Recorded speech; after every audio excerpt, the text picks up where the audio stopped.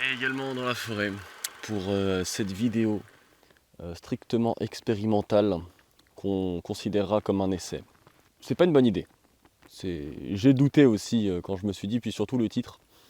Mais bon, alors en ce qui concerne le titre, même si bon, il n'y a pas grand chose à justifier, sur internet, bon, à partir du moment où on fait pas le minimum syndical, maintenant en termes de visibilité, c'est pas fameux. Mais bon. Et ensuite, cette vidéo va avoir pour sujet de vous parler un peu de ma passion. Donc bon, vous avez lu certainement dans le titre pourquoi est-ce que le Reich est cool, ou un truc dans le genre.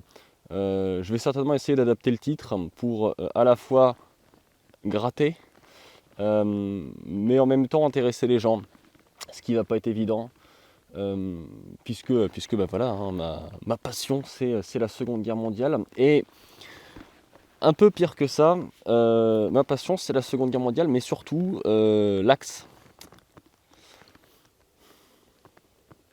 Déjà là c'est mal engagé. Alors l'objectif de cette vidéo ça va être de parler calmement et d'exprimer un point de vue et donner un angle de réflexion sur ce sujet. Puisque bon, c'est un sujet houleux, hein, tout le monde le sait, voilà, hein, dès lors qu'on parle de l'Allemagne pendant la Seconde Guerre mondiale, il y a déjà des catégories qui se posent avec la chronologie des exactions qui se déroulent. Cependant, bon, c'est triste d'avoir à l'expliquer, même si je pense pas que j'ai à le faire.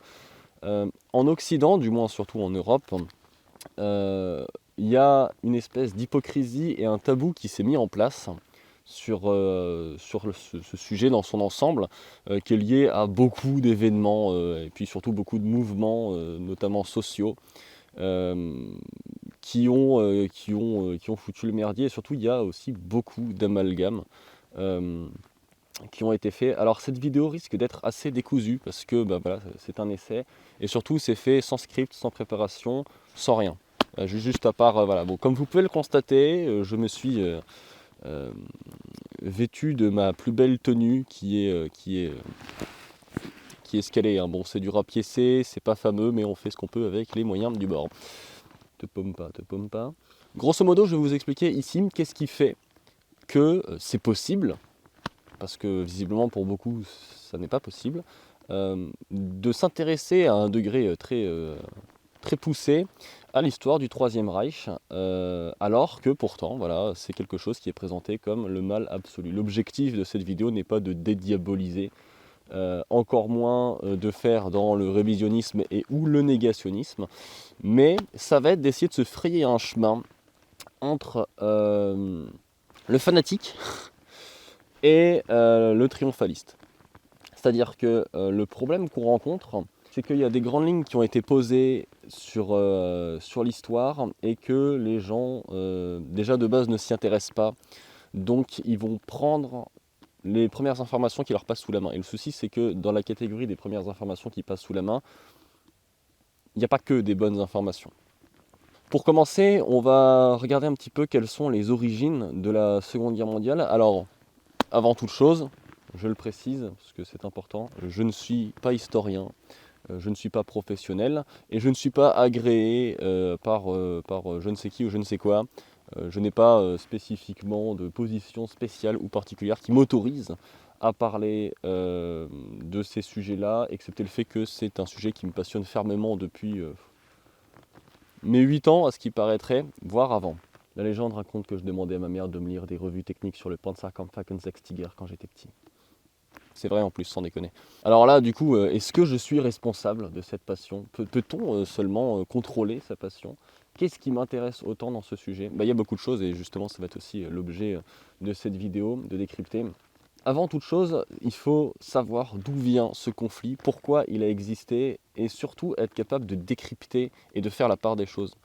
Parce que le plus grand problème qu'on a aujourd'hui, et c'est d'ailleurs pour ça qu'on a encore des conflits et des guerres, pour rappel, et on va en parler juste après, la Première Guerre mondiale, qui est un des conflits les plus abjects qu'ait porté notre planète et notre espèce, on l'appelait la der des der.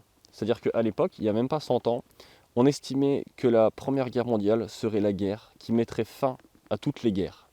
Elle a atteint un degré tel de destruction, de mort systématique, qu'on estimait qu'un conflit aussi violent devait définitivement mettre fin à la guerre. Et c'est tout à fait compréhensible, puisque quand on se projette un petit peu dans ce qui se passait, notamment sur certaines batailles comme Verdun, le chemin des Dames, et ces batailles très sanglantes, effectivement, on peut se dire, après des choses pareilles, on peut que prendre conscience du degré terrible de destruction. Et enfin voilà, c'est n'importe quelle personne normalement constituée, ne serait-ce que, même aujourd'hui, et c'est un problème qu'on rencontre, en s'intéressant à la Première Guerre mondiale, normalement n'importe qui devrait se dire, déjà, comment est-ce que ça a pu exister, et ensuite, comment est-ce que ça se fait qu'après ça, donc on a réussi à aller jusque-là, il y ait encore des conflits. Bon, la réponse s'impose plus ou moins d'elle-même, ça après c'est un autre sujet. Mais du coup, c'est important, donc, disais-je, de comprendre d'où vient la Seconde Guerre mondiale. Il y a eu beaucoup de choses qui se sont entremêlées, et notamment il y a eu de la politique. Il y a toujours une question de politique derrière un conflit, du moins, ouais si quand même, majoritairement. Sauf que là, c'est une politique vraiment très spécifique qui repose sur les choses qu'on connaît. Cependant, cette politique, elle n'est pas arrivée toute seule comme ça. Et ça déjà, un des premiers points à comprendre, c'est que ce qui a donné naissance à la Seconde Guerre mondiale, c'est la fin de la Première. La Seconde Guerre mondiale n'est qu'un, finalement, prolongement de la Première Guerre mondiale, puisque ce qui a permis au dictateur Adolf Hitler de porter son mouvement et d'avoir autant de crédit envers le peuple allemand, donc de pouvoir arriver au pouvoir et de prendre le contrôle du pays. Il y a des oiseaux qui passent, moi ça m'intéresse, donc c'est l'issue de la Première Guerre mondiale qui s'est terminée par le traité de Versailles, qui est considéré ou non. Après, voilà, c'est quelque chose qui est aussi important, c'est de respecter les opinions des gens et ce qu'ils pensent des choses. Hein. Il n'y a pas qu'une seule manière de voir les choses, surtout dans ce genre de sujet. Puisque voilà, la Seconde Guerre mondiale, ça fait des années que je m'y intéresse et que j'étudie, j'apprends des choses tous les jours. Tous les jours. Et donc ce traité de Versailles était considéré comme inégal pour les Allemands et de manière personnelle, je trouve que le traité de Versailles a été également inégal. Ça fait une sacrée répétition. Puisqu'il a privé le peuple allemand d'énormément de choses. D'un côté, c'est normal, parce que c'était une guerre d'agression et on a voulu couper l'éventuel bellicisme allemand. Cependant, ça serait oublier que la majorité des peuples, des pays et même de l'humanité jusqu'à aujourd'hui a toujours fait des guerres, a toujours été belliqueuse, puisque c'est dans la nature humaine. Ça ne veut pas dire que le traité de Versailles n'aurait pas dû exister, ça veut simplement dire que si, par-dessus la fierté d'un peuple qui les mène à la conquête, on rajoute une humiliation, sans prendre la défense de qui que ce soit, ça me paraît logique que des personnes puissent avoir envie de retrouver, de redorer leur blason ou de retrouver, entre guillemets, leur laurier. Surtout pour un peuple fier comme l'Allemagne. Personnellement, avec du recul, je me demande comment est-ce que ça a été possible, puisque avant, je pense que les êtres humains étaient quand même un peu plus réfléchis et raisonnés, mais comment est-ce que ça a été possible qu'à l'époque, on puisse... Enfin, je sais pourquoi ça a été possible, mais je veux dire, c'est quand même drôle qu'on ne se soit pas dit, tiens, peut-être que faire priver les Allemands d'autant de choses, leur sucer du terrain et les punir, les condamner à des réparations immenses sur 30 ans, voilà. Ça faisait déjà quand même plusieurs fois qu'on était en guerre avec ce peuple-là. Et on a imaginé qu'il n'y aurait jamais de suite. Surtout à cette époque où l'Europe était quand même pas très stable, puisque la Première Guerre mondiale est partie de pas grand-chose. Hein. C'est parti à la base de l'attentat de Sarajevo, bon, c'était plus ou moins un prétexte. Et puis après, simplement avec le jeu des ententes et des diverses alliances, c'est parti en guerre généralisée. Donc sur un contexte aussi fragile, Je trouve que c'est quand même des dispositions un peu assez importantes. Enfin bref, de toute manière, on ne refait pas l'histoire. Mais voilà, s'il n'y avait peut-être pas eu autant d'humiliation sur le peuple allemand à la fin de la Première Guerre mondiale, il y a de grandes chances que Hitler ait eu beaucoup plus de difficultés à faire de son cheval de bataille, ouais non, parce qu'il y a des moucherons, à faire de son cheval de bataille cette histoire de redorer, de réparer l'Allemagne, hein, parce que c'est en grande partie pour ça que le peuple a voté pour, hein. Majoritairement, le peuple était pour. Donc quand un peuple en grande majorité est pour une personne, bon, sachant que malgré tout, le peuple allemand ne savait pas tout ce qui était prévu par Adolf Hitler, peut-être lui-même ne savait pas. Voilà. C'est une chose assez importante. Je préfère éviter de prêter des attentions à qui que ce soit et plutôt m'intéresser aux faits. Bon, ça peut être glissant comme méthode et je ne suis pas là du tout pour dire ou estimer que ma manière de voir les choses est la bonne. Je suis simplement en train d'expliquer pourquoi est-ce que je vois les choses comme ça. Après, chacun fait ce qu'il veut, hein. Mais du coup, tout est un peu parti de là. Sur l'ensemble de la Seconde Guerre mondiale, une grande partie de responsabilité des Alliés dans les choix et les actions qui ont été faites par l'Axe. Alors, je vais essayer d'éviter de citer trop de chiffres ou d'événements spécifiques.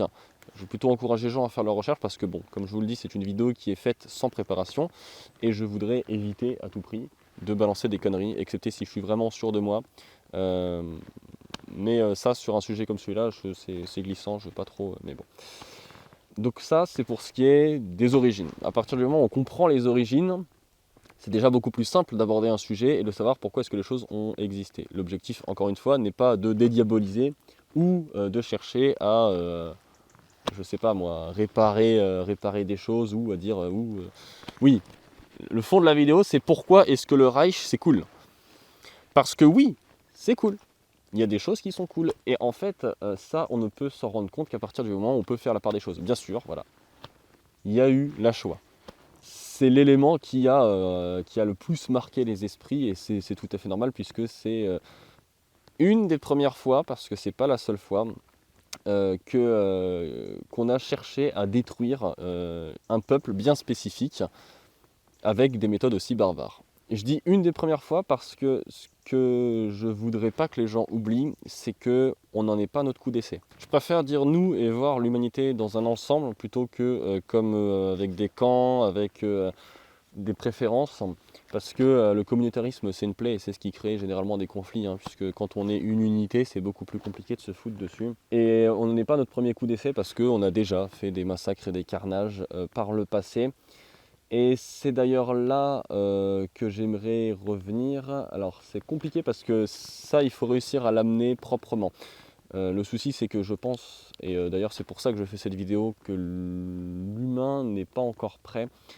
Il y a une espèce d'hypocrisie sur tout ça, parce que là, il aura fallu attendre 100 ans, c'est-à-dire que là, on commence à pouvoir avoir des récits, des documents, des films sur le premier conflit mondial en ayant plus le côté allemand.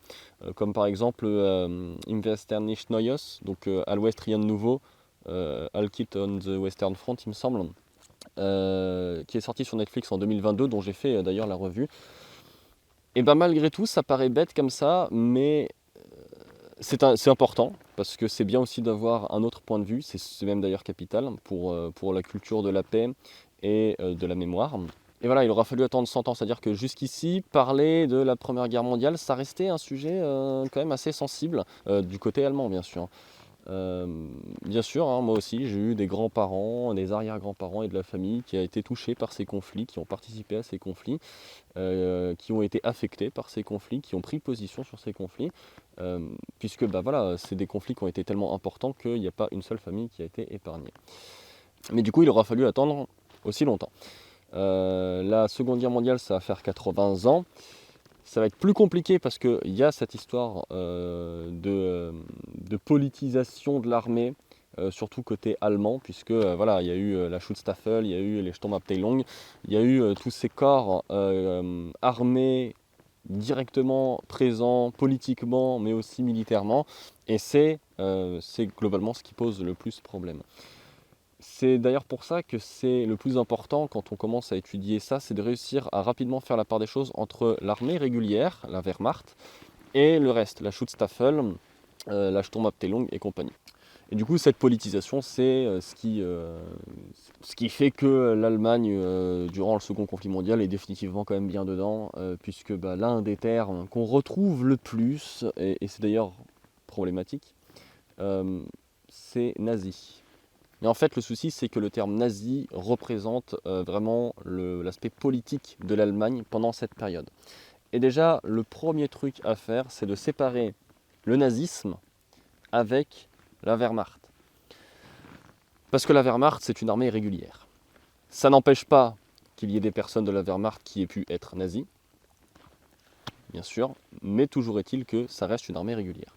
C'est, à titre d'exemple, comme si aujourd'hui ou demain, notre bon président décidait pour X ou Y raison de prendre parti dans une guerre ou une autre et d'y ajouter des éléments plus ou moins folkloriques de type génocide et ou on ne sait trop quoi, puisque la barbarie humaine peut sortir de n'importe où.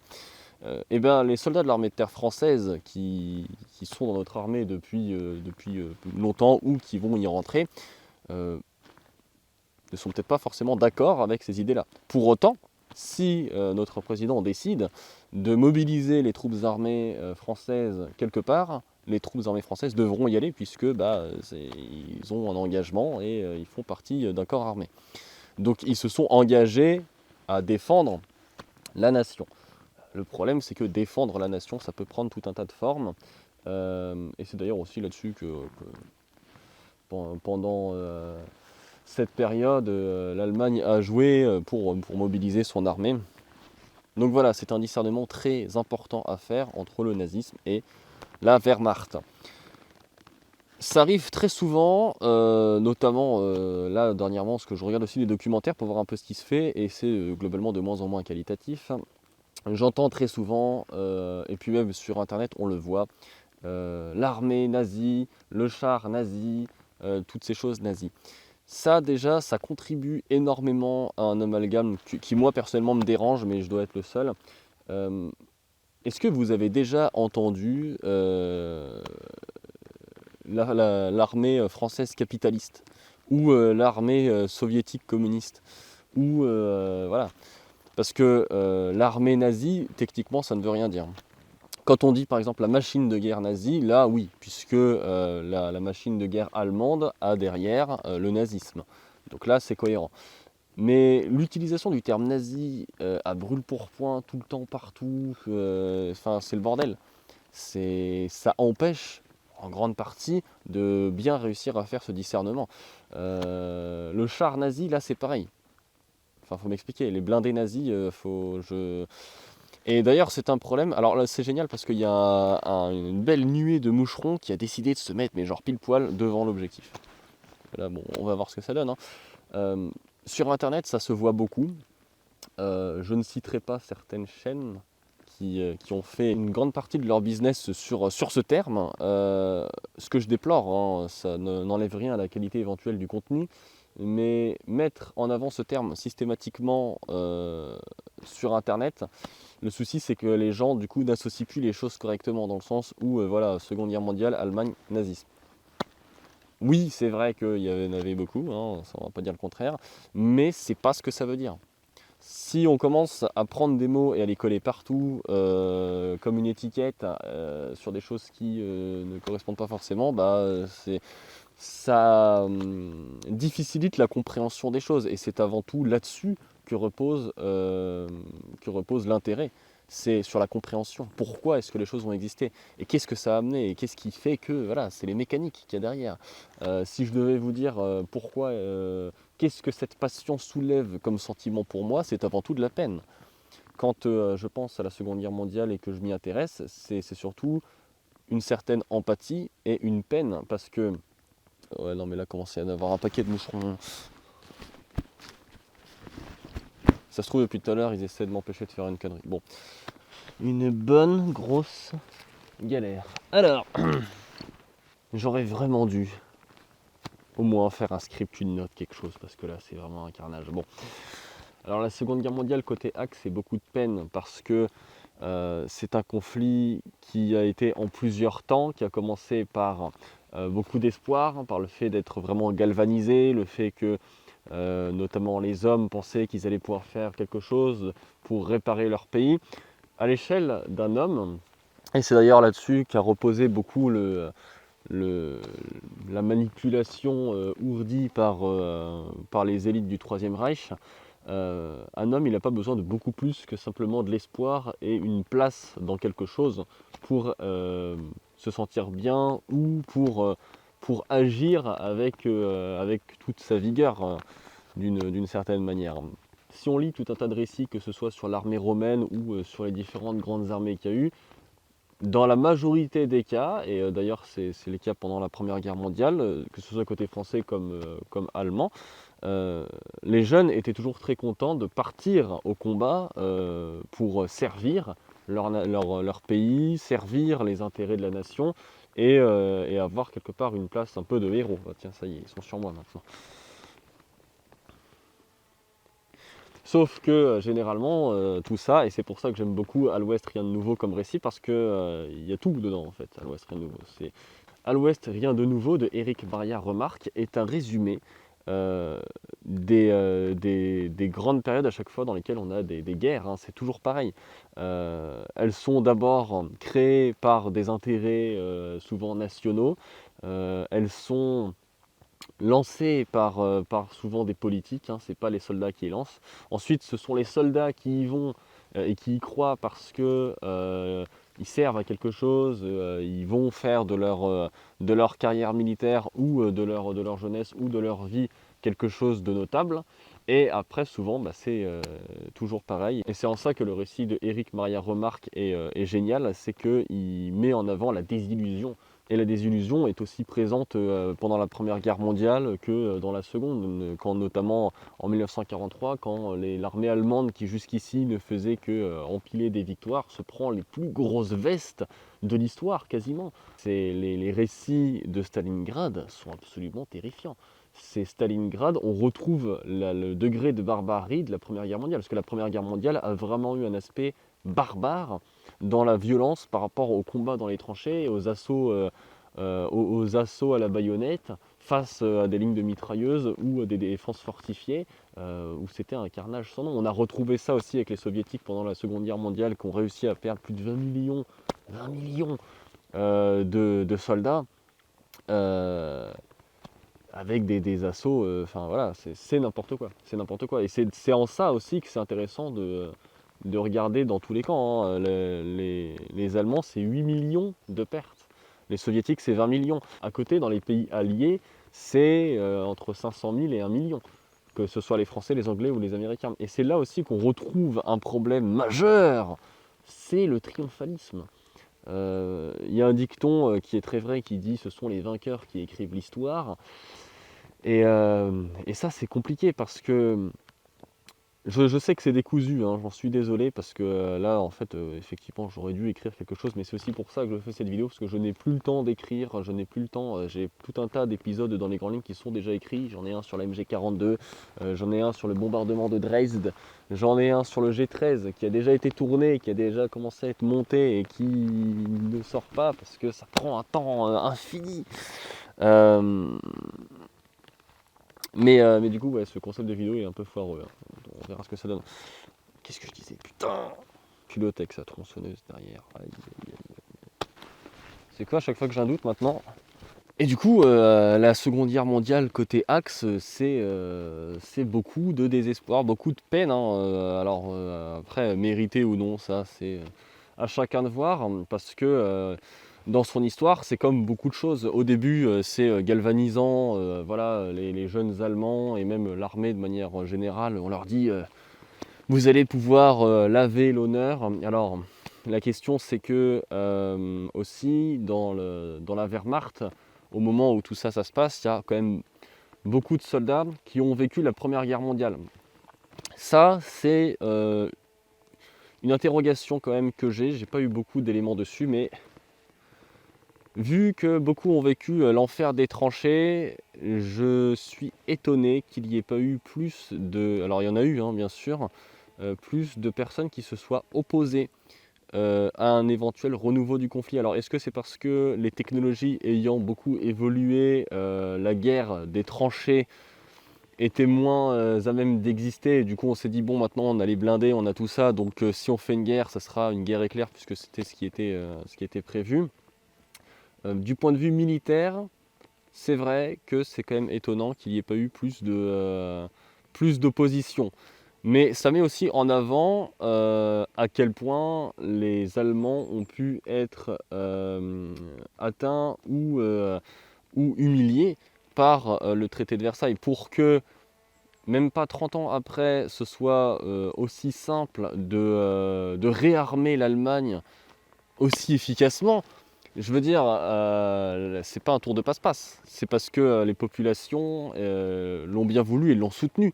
L'industrie de guerre allemande, euh, je veux dire, les gens ont quand même une mémoire, un minimum. En moins de 20-30 ans, l'Allemagne a été réarmée. Et même pendant la Seconde Guerre mondiale, les civils ont soutenu l'effort de guerre quasiment jusqu'à la fin. Que ce soit dans les usines ou même sous forme du Sturmvolk, où c'est les civils qui se battaient dans les rues à la fin à Berlin. Ils n'ont pas forcément eu le choix, mais il y en a quand même beaucoup qui ont pris les armes pour ça. Euh, donc d'où peut venir cette aussi farouche volonté de... il est chiant avec sa tronçonneuse. Hein. Cette aussi farouche volonté de combattre. Euh, il y en a beaucoup qui avancent la propagande, le lavage de cerveau et tout. Certes, c'est vrai, mais la propagande et le lavage de cerveau a quand même ses limites. Il y a quand même des esprits, de manière générale, qui sont un peu au-dessus de tout ça. Et la réflexion n'est jamais interdite. Hein. Même encore aujourd'hui, dans nos sociétés, on retrouve une forme de propagande qu'on aura toujours, puisque il y a beaucoup de sociétés qui fonctionnent là-dessus, dans le sens où on influence le peuple à avoir certaines opinions ou à soutenir certaines causes, même encore aujourd'hui, et plus encore avec les réseaux sociaux, ça prend une autre forme. Mais malgré tout, on peut toujours réfléchir et se dire je ne suis pas forcément pour. Alors après, bon, c'est pas parce qu'on n'est pas pour qu'on peut empêcher les choses. Donc voilà, après ça a été beaucoup de victoires au début, hein, pour l'Allemagne, et puis à partir du moment où le front Est s'est ouvert, c'est vite devenu n'importe quoi, notamment à Stalingrad, où ça a été une des premières énormes vestes allemandes. Les Allemands se sont fait dérouiller. Ça a été un véritable carnage, plus de 800 000 pertes de manière générale. Alors sur les chiffres, j'y vais doucement. Hein. Comme j'ai dit, c'est pas forcément... déjà de base, j'ai pas de mémoire des chiffres, ce qui n'aide pas. En plus, j'ai pas de mémoire des dates non plus, ce qui est encore plus catastrophique. C'est pour ça que j'ai doucement. Mais toujours est-il qu'on s'accordera sur le fait que Stalingrad était une véritable boucherie, surtout autant pour les soviétiques que pour les allemands, puisque les soviétiques ont eu des pertes immenses, plus de 20 millions de pertes, et c'est aussi là qu'on retrouve un élément que je trouve dérangeant, parce que avant de m'intéresser très beaucoup à l'histoire du Troisième Reich, je me suis avant tout intéressé à l'histoire de l'Union soviétique, et d'ailleurs j'avais même ma honte, ma petite honte, un petit parti pris pour l'histoire de l'Union soviétique. Et puis après, à force justement de lire des choses, j'ai lu qu'il y avait des choses aussi bien que mauvaises partout. Et c'est ce qui m'a fait prendre un point de vue beaucoup plus impartial. Alors on va dire, ouais, mais là aujourd'hui tu nous parles en tenue quasiment de tankiste allemand. Et ben oui, parce que j'aime bien cette tenue. Ça m'empêche pas d'avoir aussi d'autres tenues soviétiques que je porte moins, notamment, tiens, une Schlumofon. Bon, ça c'est un peu plus, c'est une Schlumofon assez moderne, enfin bref, ce n'est pas le sujet. Et du coup, à cette époque où je m'intéressais beaucoup à l'Union soviétique, j'ai rencontré beaucoup de passionnés qui, eux, s'intéressaient plus au côté allemand, et j'ai été initié, alors bon, voilà, le néonazisme, tout de suite, non. J'ai été initié par des véritables passionnés, des gens que ça prenait aux tripes, et qui m'ont montré un peu l'envers du décor pour la Wehrmacht notamment, mais aussi pour le Troisième Reich, même sur des aspects politiques extrêmement intéressants. Et du coup là j'aimerais aborder le côté un peu triomphaliste qui est un problème. Là déjà, qu'est-ce qu'on a vu? Parce que on va essayer de faire le point pour garder quand même On a vu pourquoi, les origines de la Seconde Guerre mondiale. Enfin, on a survolé, hein, parce que j'ai une bibliothèque complète de bouquins. Et il faut, même l'ensemble de ces bouquins, pour moi, sont insuffisants pour représenter de manière claire et complète l'ensemble du Second conflit mondial et du côté allemand. Attention. Euh, alors, je me suis intéressé au côté allemand surtout parce que c'est le côté sur lequel on a le moins d'informations et aussi sur le côté sur lequel, quand on creuse, on trouve des informations carrément intéressantes. Et puis j'ai aussi un aspect où plus on me dit que quelque chose c'est pas bien, plus je vais regarder parce que c'est jamais pour rien, hein, qu'on diabolise quelque chose, il y a toujours une raison. Ça après c'est à chacun de voir ce qu'il a envie d'en faire. Mais du coup, même avec tous les bouquins, jamais on pourra. Voilà. Donc dans cette vidéo, on n'aura rien. Globalement, c'est impossible de faire quelque chose de convenable ou de correct dans ce format-là. Bon, j'essaye quand même. Donc pour refaire un bref récapitulatif, d'où ça vient? Ça c'est important, Première Guerre mondiale. Humiliation, Seconde Guerre mondiale. Seconde Guerre mondiale, Adolf Hitler, arrivé au pouvoir. Possibilité de relancer la machine de guerre allemande en un temps record en jouant juste, enfin du moins en grande partie sur sur l'humiliation et sur le fait qu'elle ait réparé le pays et compagnie. Après c'est pareil. Dès le début, on n'a pas parlé d'une guerre mondiale. Adolf Hitler n'a jamais parlé d'une guerre mondiale dès le début. Il n'y a pas eu plus d'indignation que ça, il n'y a pas eu plus d'opposition que ça, après, une fois que ça a commencé à partir en invasion de la Pologne et compagnie. Alors bon, est-ce que, peut-être que oui, peut-être que non, c'est une question strictement posée dans le vague. Est-ce que le peuple allemand est strictement belliqueux? Je ne pense pas. Je pense que dans la culture allemande, effectivement, il y a quand même une certaine fierté qui pousse à l'Allemagne à jouer de grands rôles dans l'histoire de l'Europe, comme la France, comme tout un tas d'autres pays. Mais en fait, c'est là qu'il y a une hypocrisie très importante, j'en ai déjà parlé, mais tous nos pays européens ont eu à un moment ou à un autre des grandes conquêtes, des grandes batailles et aussi de grandes hontes, hein. On a aussi commis des massacres abjects, hein. Le massacre en temps de guerre, et il est là en fait, le problème est surtout le danger de ce qui se passe avec cette histoire de triomphalisme et d'invectives nazies systématiques, dans le sens où en fait on a vraiment réussi à créer des gentils et des méchants. D'un côté, c'est vrai que quand on s'intéresse au sujet de la Shoah, c'est difficile de voir les Allemands autrement que comme des méchants. Sauf que bon, déjà, une grande majorité n'était pas au courant et ne l'ont su soit qu'à la fin, soit qu'après. Et ça représente, attention, là ça glisse, les acteurs de la Shoah représentent une toute petite portion, c'est-à-dire que c'est une toute petite portion d'enfoirés qui ont commis un si gros génocide. Et malheureusement, à la fin de la Seconde Guerre mondiale, on a plutôt eu tendance à incriminer globalement qu'à vraiment cibler.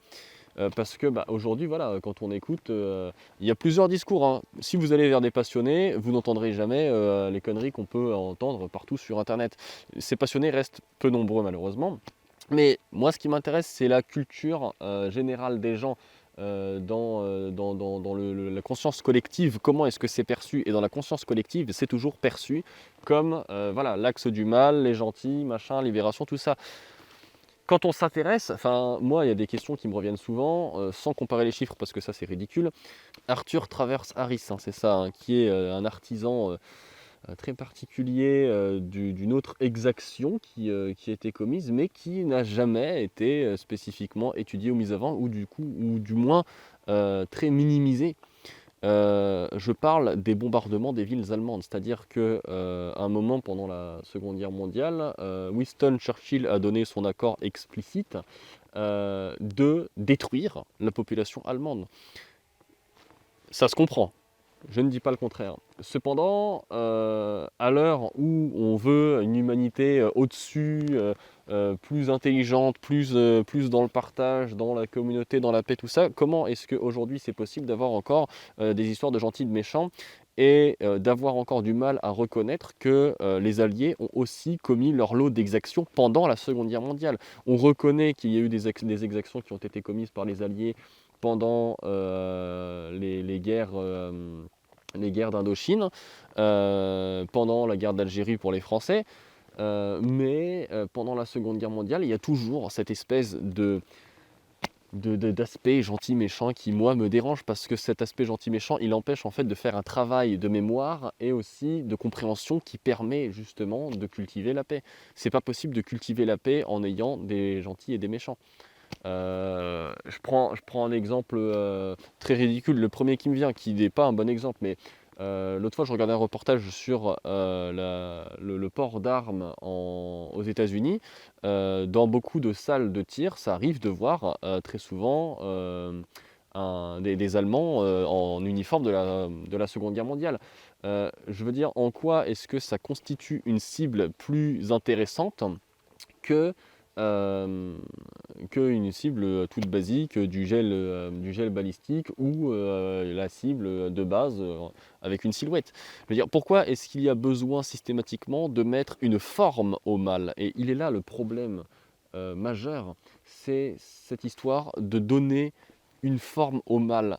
Le mal, il est partout.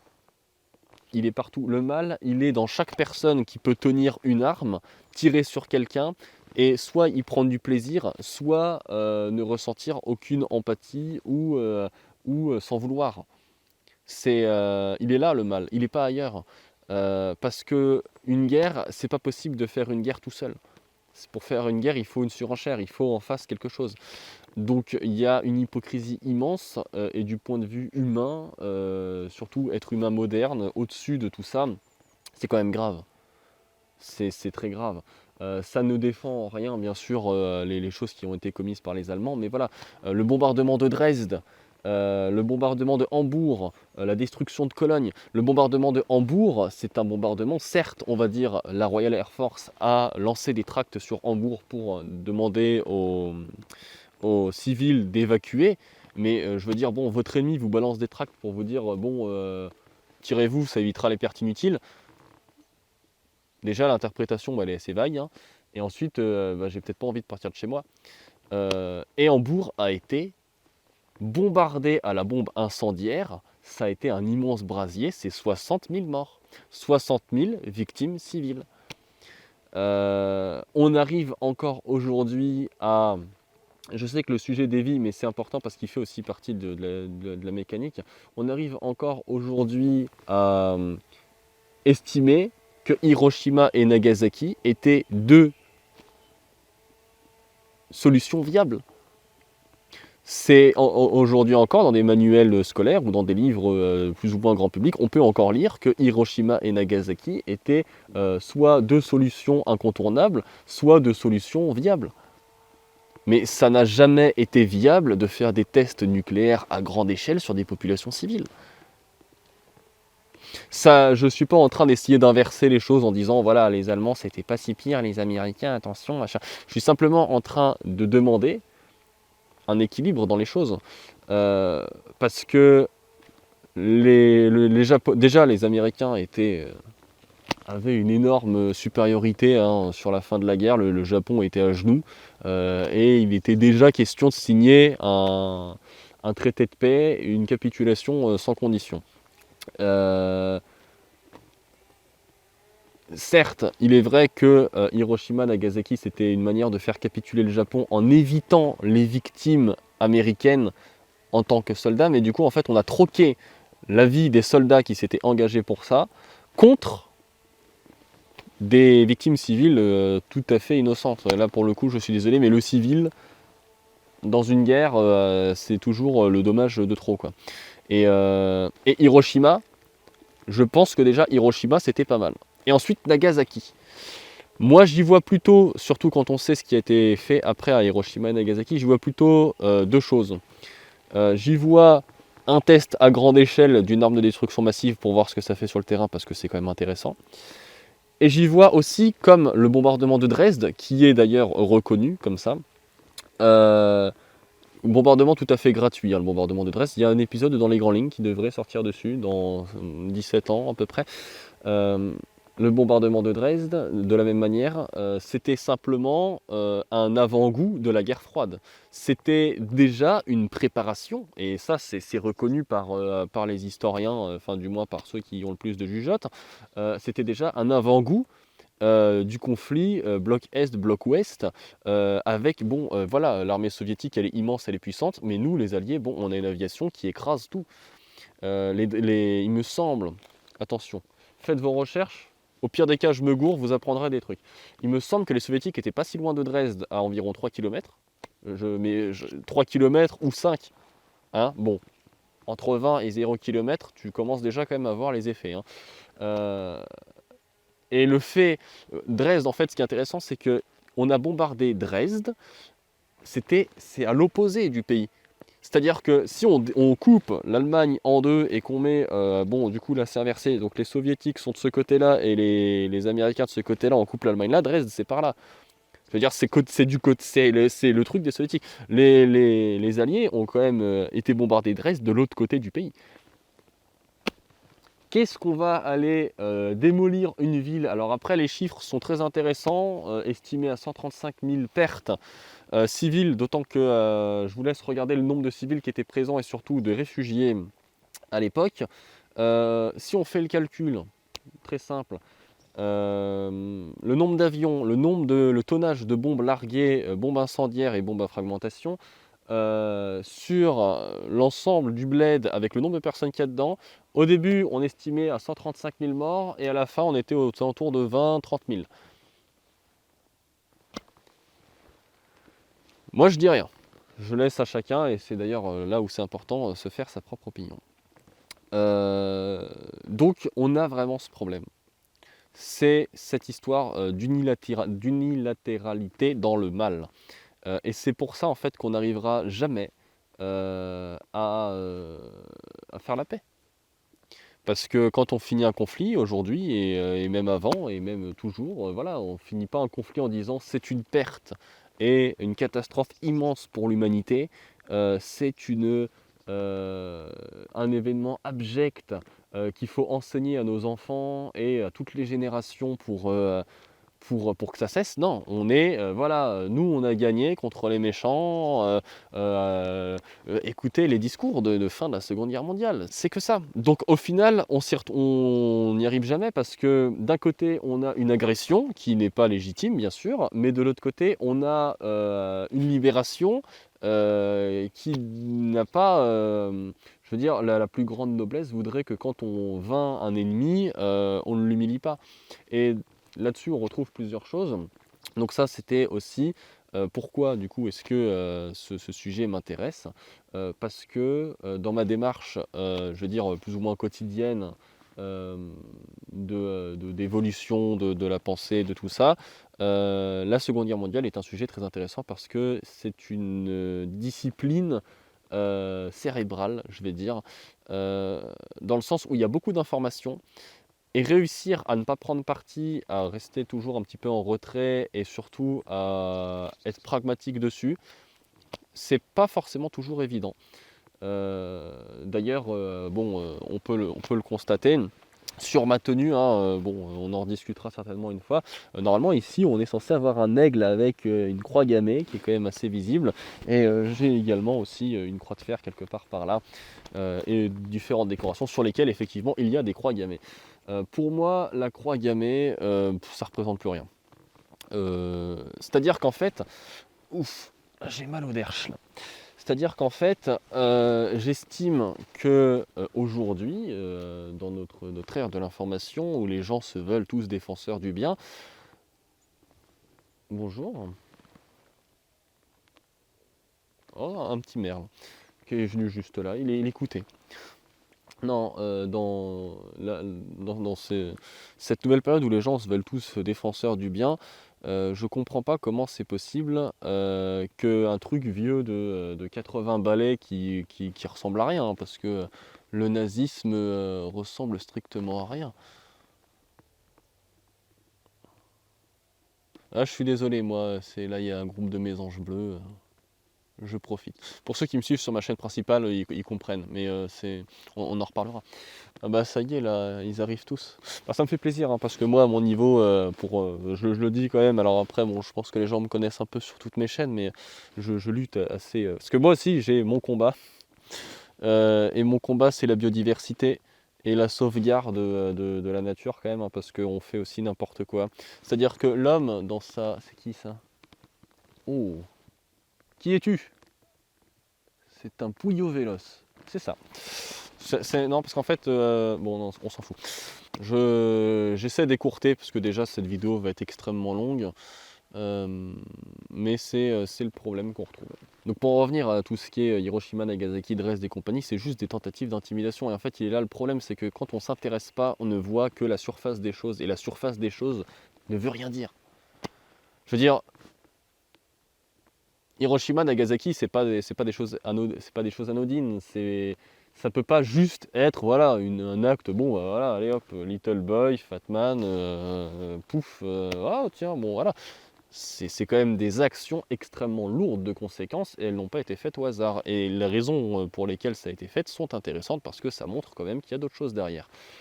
Euh, que ce soit Hiroshima ou Nagasaki, une fois que le Japon est passé sous protectorat américain, ils y ont construit des centres de recherche, ou un centre de recherche, alors j'ai pas le nombre exact, mais par contre je me souviens très clairement avoir lu, vu et même avoir discuté avec des gens que les Japonais qui ont été irradiés sur ces endroits-là ont été des sujets d'études et que les centres qui ont été développés n'ont pas été des centres de soins qui visaient à soigner les Japonais des effets des radiations, mais simplement à étudier, dans le sens où après s'être ramassé les radiations, en plus de ça, ça a été des bêtes de foire, puisqu'on les a fait défiler devant des assemblées de scientifiques à poil, hein. Donc bon, ça c'est pas toujours très cool pour l'aspect pudeur ou même respect de la personne, pour simplement étudier les effets des radiations. Donc après, souris de laboratoire, je veux dire, bon, mis bout à bout, c'est tout à fait normal qu'on s'offusque devant ce qui a pu être fait sous le Troisième Reich, mais ça serait bien aussi qu'on pense à s'offusquer de ce qui était fait ailleurs. Voilà. Donc moi, c'est une des raisons pour lesquelles je trouve que ce sujet est intéressant. Euh, et pourquoi je l'étudie parce que ça permet aussi vachement de garder une neutralité.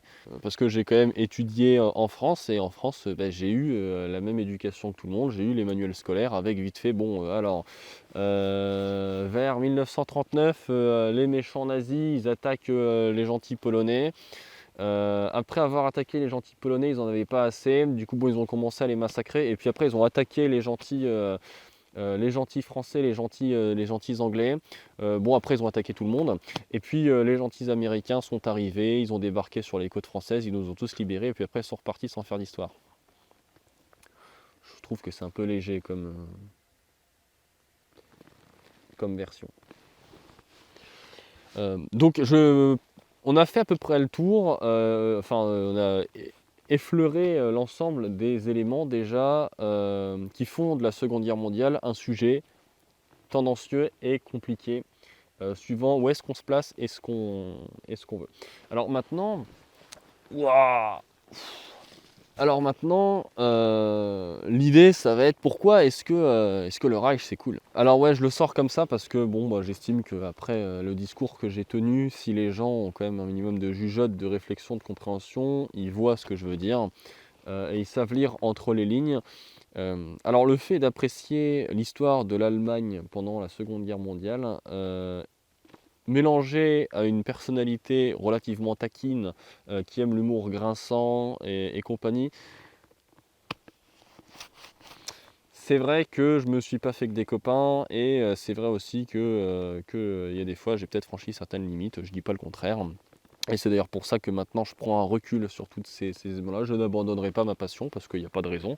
Je trouve que c'est un sujet qui m'intéresse énormément, il n'y a pas de raison que ça cesse. Cependant, j'en discute beaucoup moins avec les gens puisque le problème c'est qu'on est aussi dans une époque où les gens veulent absolument avoir raison. Et ça, on le retrouve beaucoup dans les univers, enfin dans l'univers ouais, des passionnés de la Seconde Guerre mondiale.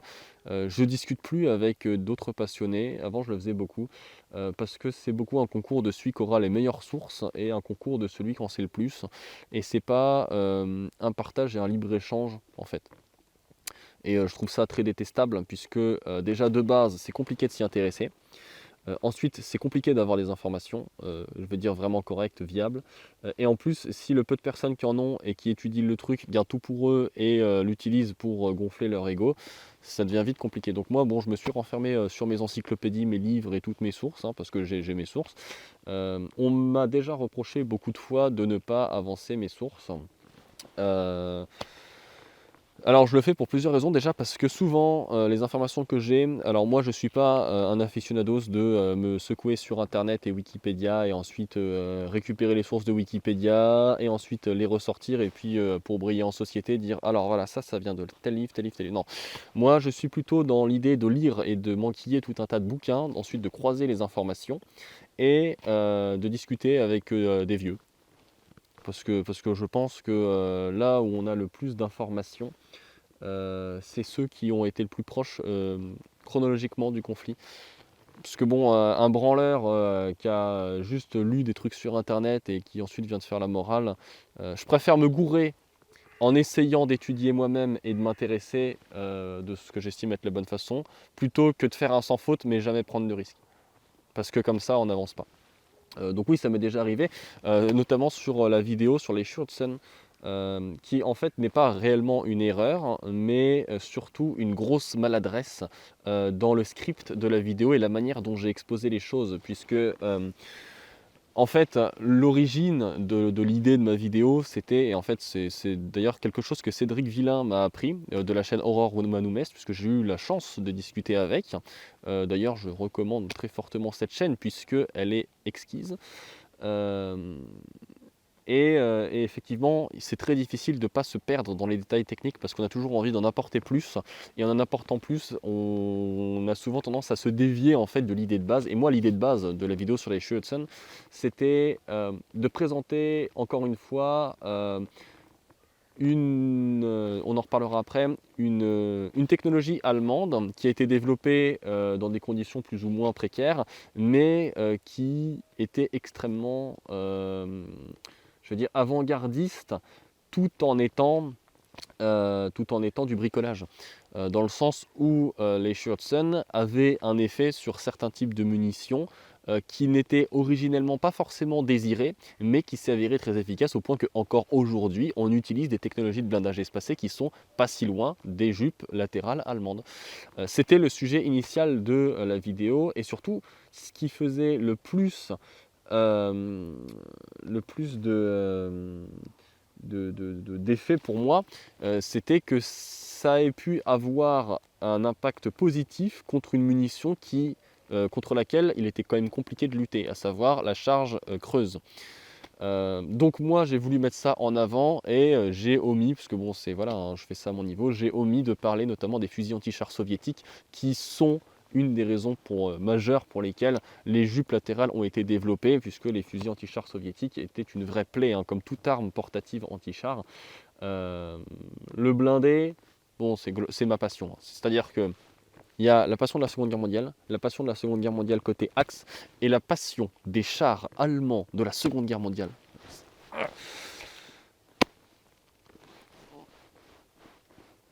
Tu vois ce que je veux dire, hein. Bon. Donc ouais, c'est ça. Moi, ça m'a capté. Le sujet m'a vraiment absorbé et en fait, j'ai complètement oublié ou omis le truc de base et ça a fait de la grosse merde. Alors, j'ai pas supprimé la vidéo sur les Schutzen parce que manque de peau, c'est une de celles qui a le plus de visibilité. Alors c'est con parce que ma vidéo sur le jerrycan, le Krastov canister, et sur le pourquoi est-ce que la tourelle des blindés explose ou vole en l'air quand un blindé est détruit souvent. C'est des vidéos sur lesquelles j'ai beaucoup plus travaillé et sur lesquelles j'ai vraiment réussi à représenter l'idée de base. La vidéo sur les Schutzen, c'est clairement celle sur laquelle j'ai le plus cafouillé parce que euh, j'ai J'ai cherché à en faire plus, voire trop certainement. J'ai cherché à améliorer mon montage et en fait j'ai voulu faire beaucoup plus que ce que je peux. Déjà de base mes vidéos de Negranling c'est au-dessus de ce que je peux puisque en termes de montage, d'écriture, de recherche, c'est énorme. Enfin c'est un travail. C'est un travail et c'est un truc d'historien et je ne suis pas historien donc voilà. C'est d'ailleurs pour ça en fait qu'il n'y a plus de vidéos sur Dans les grandes lignes ou moins. Parce que même si ça m'intéresse beaucoup, bah ça va, je te dérange pas mec. Non, alors là c'est génial, j'ai un piquet pêche qui est juste au-dessus. Oh il est beau. Ah, c'est dommage que j'ai pas mon téléobjectif. Bon de toute façon je pense pas que j'aurai le temps mais là il est bien. Parce qu'en fait il y a un piquet pêchette qui est pas loin, donc c'est une femelle. Elle est superbe, avec la lumière qui arrive comme ça là du soleil. Et oh, c'est superbe. Et ben voilà. Alors du coup, bah, je sais plus du tout où j'en étais encore. Mais c'est pas grave parce que déjà cette vidéo doit être très longue. On avait parlé de tout ça et on va aborder ensuite le sujet initial de la vidéo. Donc je pense que ça sera en plusieurs épisodes. Pourquoi est-ce que le Troisième Reich, c'est cool? Bah oui. Bah voilà, dans la prochaine vidéo. Je vous souhaite une bonne continuation. J'espère que ce format vous plaît. C'est un essai, c'est possible que je le publie pas ou que je le supprime rapidement parce que ça me correspond pas à la réécoute. Je vous souhaite une bonne continuation et puis je vous dis à très bientôt sur la chaîne Dans les grandes lignes ou mes autres chaînes YouTube. Et ou sinon, bah, tout de suite sur l'épisode 2.